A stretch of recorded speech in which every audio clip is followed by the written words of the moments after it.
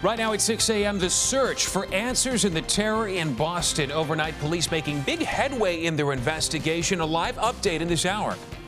The truck started exploding. The tires started exploding. There was a mother and daughter screaming, "We're burning, help us." It is just an unbelievable scene on the Edens overnight. A semi crushed a car, and imagine that, by looking at this video, you won't be able to believe, but everyone survived. And flooding still causing major problems in Des Plaines this morning, leaving residents struggling to clean up and get back to normal. We're live this morning with the very latest. Still water everywhere on this Monday morning. Good morning to you. I'm Stephen Holt. Good morning, and thank you for joining us. I'm Daniela Guzman. Well, it looks like our week is going to start on a warm note. Today is expected to be the best day of the week, but things are going to change, right, Andy? Absolutely. But today will also be a dry day, which is really important. The third day in a row, allowing our rivers a chance to recede that are still in flood in many locations. As we look at the map this morning, we're precipitation free, but the green shaded area is once again an indication of where we still have flood warnings in effect along the local rivers. So you know where the rivers are still flooding, and that warning will continue for days to come yet. And there is more rain in the forecast, just not today. And it is a chilly start as you head out the door this morning. We'll jump around and give you a sample of what it's like in Crown Point. It's 36 degrees this morning. As we jump to the west, it's 38 degrees in DeKalb. And one last stop this morning in Des Plaines, where it's 40 degrees. How warm will it get today? I'll let you know shortly. Here's Stephen. Andy, thank you much. On to the news now, and some new developments in the terror in Boston investigation. Charges could come down as early as today against the sole surviving suspect, Dzhokhar Tsarnaev, who remains heavily guarded at a Boston hospital with a severe neck injury. NBC News is reporting this morning that he is communicating with investigators in writing because he can't talk. People in Boston are gathering today for a moment of silence to mark the moment the first bomb exploded just a week ago today. Coming up in a few minutes, NBC's Chris Pallone will join us live from Boston with the latest from there. And new this morning, firefighters say it's a miracle nobody died in this fiery crash on the Edens last night. Somehow a car and a semi collided, and the truck ended up on top of the car. And rescuers say 3 or 4 people were taken to the hospital, and at least 2 had burns. But everyone, luckily, is expected to survive thanks to the driver who stopped to help them. I saw a big flame. Next thing I know, there was a mother and daughter screaming, "We're burning, help us." And we tried to get them over the median as fast as we could and get them some water and wait till the police and paramedics showed up. It is still unknown exactly what happened and how this crash happened. Terrifying crash there. Now we want to get the latest on the April floods across Chicagoland. While some stay home from work to tackle flood damage, others are navigating the flood detours all to get to the office this morning. NBC 5's Lauren Petty joining us live in Des Plaines this morning, where they are still drying out. A messy scene there, Lauren. It's very messy. I can tell you they're still wading through water here on Hawthorne Lane in Des Plaines. You can see it continues all the way behind me past the stop sign, at least about 3 feet of water in some places. Seeing flooding like this has a lot of people question, is there something that can be done so this doesn't happen again? Well, the mayor of Chicago says there is. We want to show you some video now. You can remember these scenes from Albany Park on the northwest side. Basements were just flooded with several feet of water. Well, the same flooding happened there back in 2008, and Mayor Rahm Emanuel says this should not happen again. So he has a plan. He wants to construct a giant tunnel under Albany Park to protect the homes in that area. When you have, in 5 years, twice a once-in-a-century event, it means there's something different happening, and we have to make the type of adjustments and type of investments.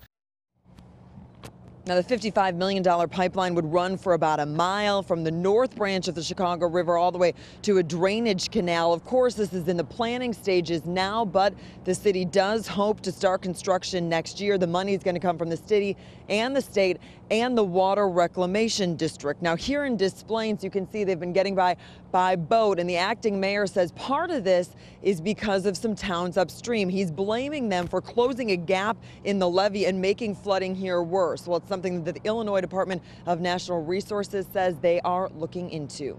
We're live here in Des Plaines this morning. Lauren Petty, NBC 5 News. All right, Lauren, thank you for that update. And extensive flood damage will force at least one elementary school to remain closed the rest of the school year. Governor Pat Quinn toured the school in Marseilles yesterday. The LaSalle County community had some of the worst flooding in the state when the Illinois River rushed over its banks and through a damaged dam. And there's plenty more flood coverage online right now at our website, NBCChicago.com. There you can find a live vlog along with plenty of our pictures and all of the video. On this Monday morning, some parishioners plan to protest the demolition of a historic church. Here's a look at the old St. James Church in the Bronzeville neighborhood, built way back in 1880. Supporters say rehabbing and renovating the old church would cost half the amount it would take to build a new church nearby. The wrecking ball is scheduled to tear down the church today. Delayed. It's the news all travelers dread, but they might see a lot of it more often in the coming months. That is because FAA furloughs for air traffic controllers begin this week. NBC 5's Anthony Ponce is at O'Hare this morning for us, tracking just how long those delays could be. And Anthony, the numbers are not looking good. Well, some people think that these mean average delays nationwide of about 90 minutes. So far on the flight board, not seeing any delays, at least in terms of the departures here at Terminal 3. Now, as of yesterday, the FAA started furloughing its air traffic controllers to meet federal budget cuts. The agency says in order to stay on budget that air traffic controllers have to take one furlough day every other week. You can probably guess what that means. Fewer flights being able to take off and land so that the air traffic controllers that are on duty aren't overloaded. Now, this isn't just happening at O'Hare's Tower and Midway's Tower. This is a nationwide thing impacting all of the agency's 15,000 air traffic controllers.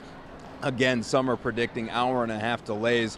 Now, this went into effect yesterday, and except for LAX, which was reportedly a mess yesterday, things were overall pretty smooth throughout the system on the first day of these furloughs. But today being the start of the work week, this will be the true test. Now, back out here live in Terminal 3, looking at the flight board again, no delays in terms of the departures. I do see a handful of delays on the arriving side, but it does go without saying that you should check the status of your flight before you leave the house. We'll send things back to you in the studio from Terminal 3. Very good advice, Anthony. Anthony Ponce live at O'Hare this morning. Also seeing on Twitter some people saying delays in St. Louis because of TSA furloughs. They've had to furlough some of the agents there at some of those Trickle down. Lots of delays and not weather-related delays. We get a break today at least. You know, it's still snowing this morning up in the Dakotas. You know, the winter will not end for them. Storm after storm after storm. We get a break today, but there is more rain in our forecast. But not today. I think today will end up being the nicest day of the week. Having said that, though, the flooding conditions on our rivers continue because we've seen so much rain. Even though today will be our third dry day, you have to prepare to contend with flooding for a little while longer.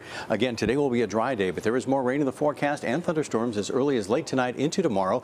And then a chance for some light mixed rain snow showers Wednesday night, early Thursday. Looks like very minor totals there. Showers and thunderstorms once again on Friday, so we're not done with the rain yet. Temperatures quite chilly this morning, scattered throughout the mid to upper 30s in our coolest spots. Warmest spots are in the low to mid 40s. Here in the city, it's 44. So coats to be comfortable for now, but at least you'll need sunglasses today, not umbrellas. Off to a cold start, but ultimately climbing through the mid to upper 60s in our warmest spots. But the onshore breeze today will keep us in the 50s along the lakefront up to the North Shore. We'll talk more about that rain shortly, but for now, here's Kai. Well, Andy, the rain that we got last week, it's still impacting drivers through Des Plaines. In fact, instead of talking about what's closed, I want to let you know that these are good options for you for the morning commute. Northwest Highway and Toohey are open through Des Plaines. For more on what is not passable, we go up high in the sky to Sky 5 and Mike Lorber. He is in downtown Des Plaines. Hey, Mike. Yeah, Kai, Oakton is open now, too. What is closed in a big way, though, is still is Des Plaines River Road, basically from Gulf most of the way down south to Toohey. So that is a massive closure there. Des Plaines River Road, again, Gulf most of the way through Toohey. Rand Road, Gulf most of the way to the Tri-State Tollway. That also looks like that has still been closed. And trying to look up now, I can tell you that Gulf Road looks like that's still closed between River Road and the Tri-States. Still a lot of cleanup to be done here in Des Plaines, Kai. All right, so still a rough commute out there in that northwest suburb. The drive times, though, they look pretty great so far as we head out on this Monday. Everything is looking normal on the Ike and the Stevenson with no major delays on the Ryan either. That is a look at traffic. Stefan and Daniela. All right. Kai, we'll check back with you in a little bit. Meantime, at 6:09, if you're planning to fly the German airline Lufthansa today, you're going to want to double check your flight status. We'll tell you exactly why coming up. But first, we're going to go live to Boston, where investigators are finally able to talk to the surviving suspect in the marathon bombings. Also, we're learning of a Chicago connection to that massive explosion that leveled the small town of West Texas last week. We'll be right back.